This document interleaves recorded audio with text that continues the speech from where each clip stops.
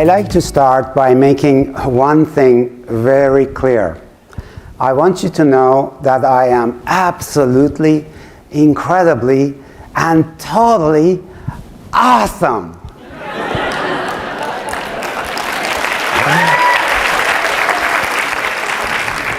Now, before you start thinking that I have a problem with humility, which I don't, let me add something important. I believe you too are awesome. Is that better now? But I also believe, based on my research, that there is, no, it's me, okay. But I also believe, based on my research, that there's an 80% probability that you have no idea how truly magnificent you really are. You used to know, but you've forgotten.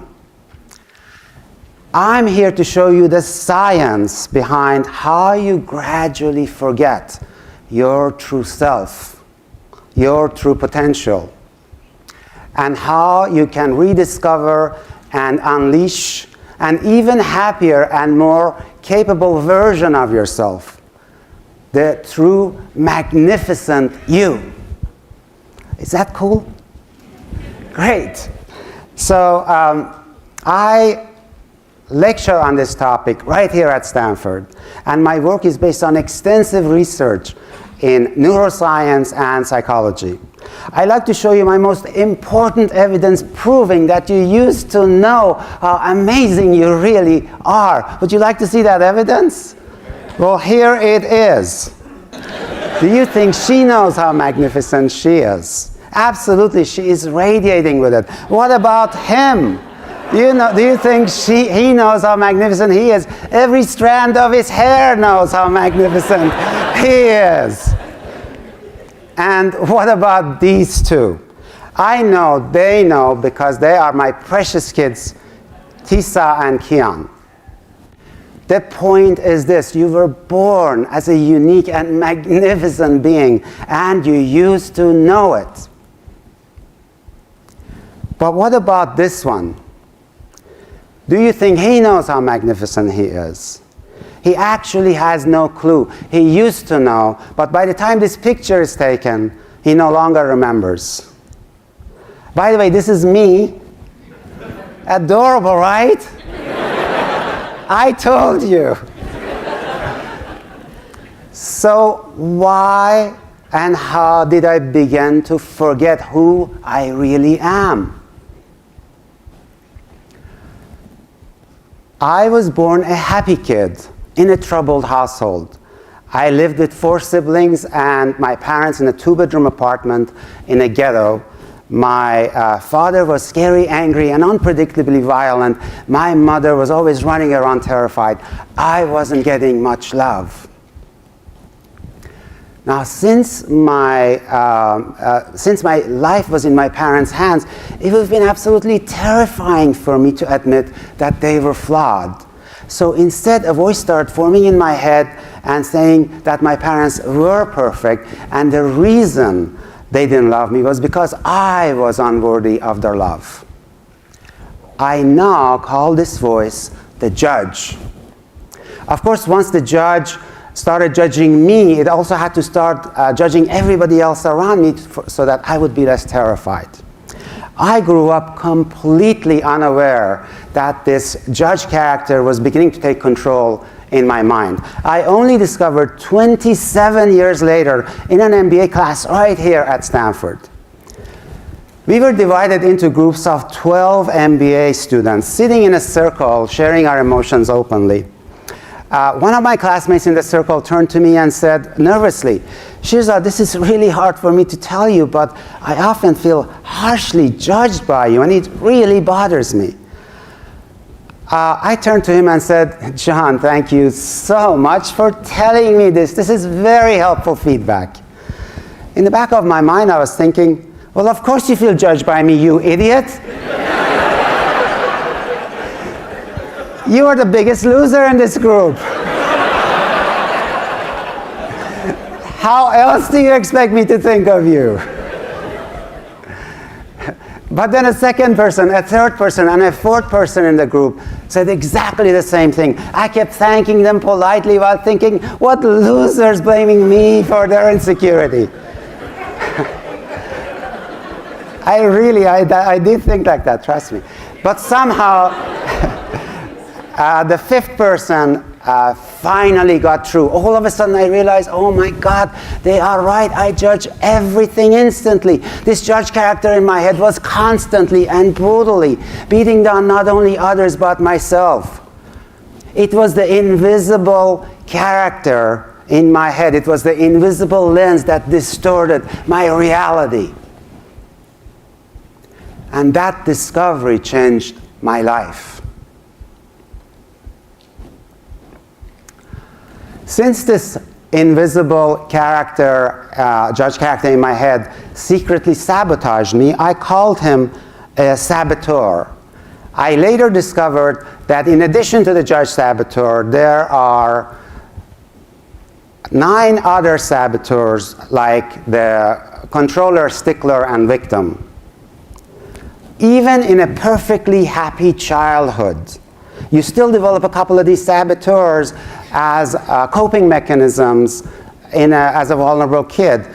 For example, you might develop controller tendencies to feel safer in a chaotic environment, or become the victim to get more attention. The problem is that these saboteurs become the invisible masters in your head, just like my judge had. They pretend they are you, but they aren't you. That's how you forget who you really are.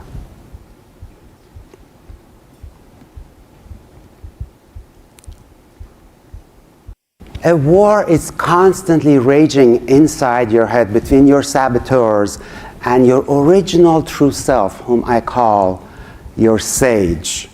These are based on entirely different regions of your brain. Your saboteurs are based on the survival brain region, which is made up mostly of the brainstem, limbic system, and parts of the left brain. Your sage is based on the positive intelligence brain, which is made up mostly of the middle prefrontal cortex, ACC insular cortex, and parts of the right brain. Here is a fascinating insight and clue to your happiness. Look at this. The survival brain region and its saboteurs are neurochemically wired to feel stress and unhappiness. They just can't help themselves. If you want to feel consistently happier, you must learn to strengthen your sage and weaken your saboteurs. It's just a matter of neurochemical science. One of the things that I can guarantee you based on my experience is that you can achieve all the great wealth and success in the world and still feel deeply unhappy because of your saboteurs. I once ran a leadership development seminar for more than 100 CEOs and presidents who were all extremely successful and looked perfectly happy on the outside. I told them, look, I have coached too many successful CEOs and billionaires to be still fooled by your facade of confidence and happiness. So I asked them to anonymously write on an index card one secret they never shared about how they really felt inside. With their permission, I'd like to read some of those cards. I am terrified of failing as the leader of my business. I am rarely at peace with myself. I fear dying of an early age from overwork and stress. I am feeling very sad and lonely, and the antidepressants I'm on don't seem to be helping. I battle with constantly ranking and judging everyone around me. I have no idea how to truly connect with my only son. My air of confidence is false. I am self-destructive and I don't know why. I don't love myself very much. I lack strength in resisting temptations and desires. I often feel like I'm a fraud. I worry my materialism is hurting my children. I have been abusing drugs and alcohol to deal with stress. I wish I could run away for 1 year, just be alone. And finally, I'm afraid of ending up like my father, who is unloved and will die alone.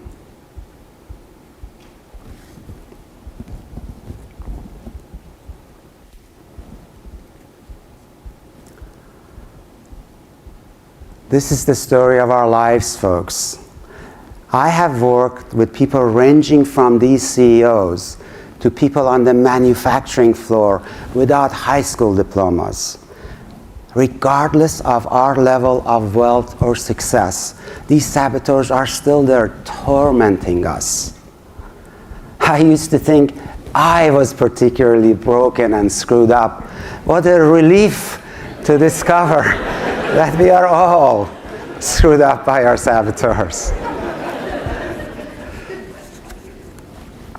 So who are these saboteurs? In my research, I have classified the saboteurs based on their motivation for independence, acceptance, or security, and their style of assert, earn, or avoid. This grid shows the gang of 9 saboteurs. They are controller, hyperachiever, restless, stickler, pleaser, hypervigilant, and avoider, victim, hyper-rational. What a cast of characters! Everyone has the master judge saboteur in addition to at least one from this gang of 9. Now, before you are able to weaken these saboteurs, you need to be able to catch them in your head red-handed. Imagine that you're in the middle of an important project and have just learned that you've completely failed the midway milestones. Here is how some of your saboteurs in your head might be talking. Judge. Oh, I'm a loser, just a stupid loser. Everything will start crashing down now. Controller. But my way is always the right way. Someone else must have screwed up. Victim. Oh, they did it to me again. Just watch, that next lightning will be striking right here. Ow, that hurt. Stickler. I knew it. That report cover used the wrong shade of blue.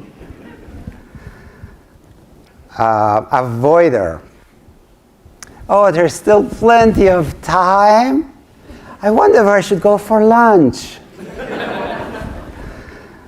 Hypervigilant. That's me tearing my hair out, if I still had any. And so on with the other 5 saboteurs. Now, once you catch a saboteur in your mind, what you want to do is just label that thought as saboteur and let it go. Instead of trusting it or pursuing it, just notice the difference between me saying, I will fail tomorrow, versus my pesky judge saboteur says I'll fail tomorrow. You feel the difference? You weaken your saboteurs by exposing and labeling them. Now, how would your sage respond in the same exact scenario? One of the most brilliant things about your sage is the sage perspective. Every outcome or circumstance can be turned into an opportunity. So you ask, how do I turn my failure in this project into an opportunity? This perspective changes everything. With this perspective, you keep your positive intelligence brain activated, which gives you access to 5 great sage powers. Empathize. Your sage knows that beating yourself down when you're already down is absolutely insane. So you feel compassion for yourself and others as fallible humans. This keeps you energized and positive. Explore. You become the fascinated explorer kid in the woods, turning over every rock to see what's underneath it. You become fascinated to discover all the factors contributing to your project's failure. You discover things you couldn't have seen if you were upset or defensive.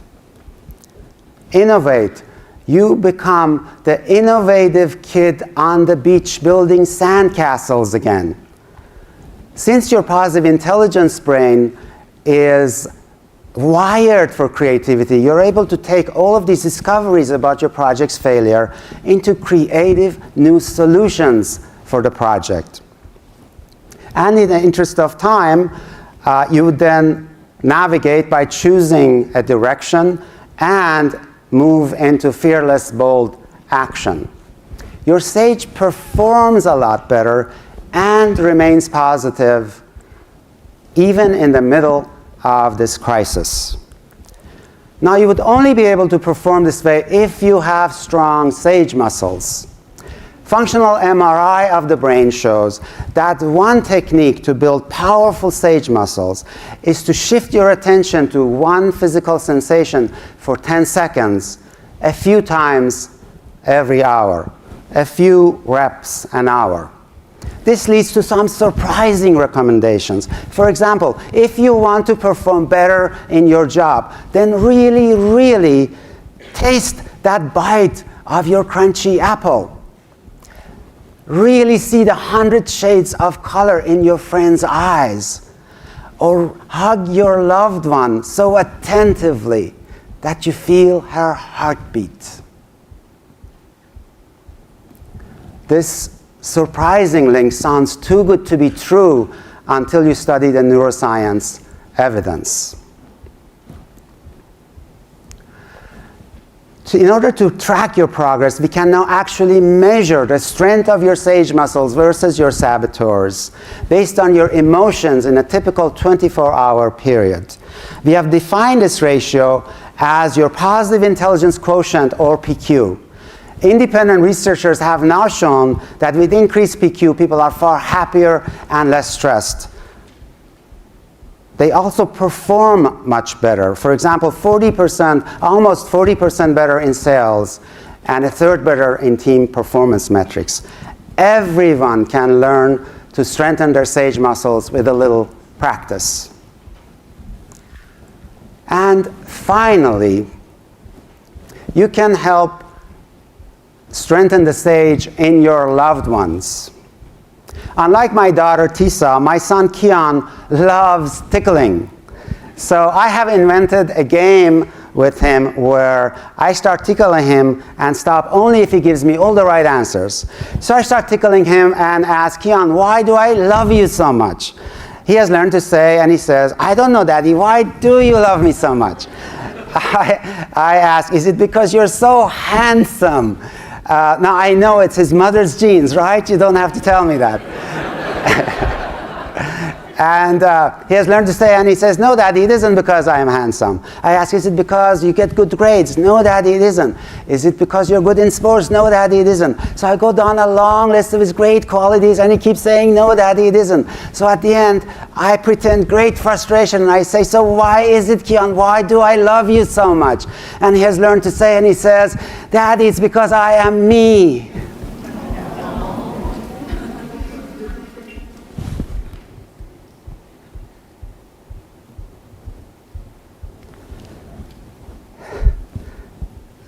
Daddy, it's because I am me. His beautiful true self, his sage. What about you? What would life be like if you fully reclaimed your beautiful true self, your sage? What would be the gift of that to you, to your loved ones, to our world? what would become possible then? You are a special, unique, and magnificent being. It's time for you to remember. Thank you. Thank you.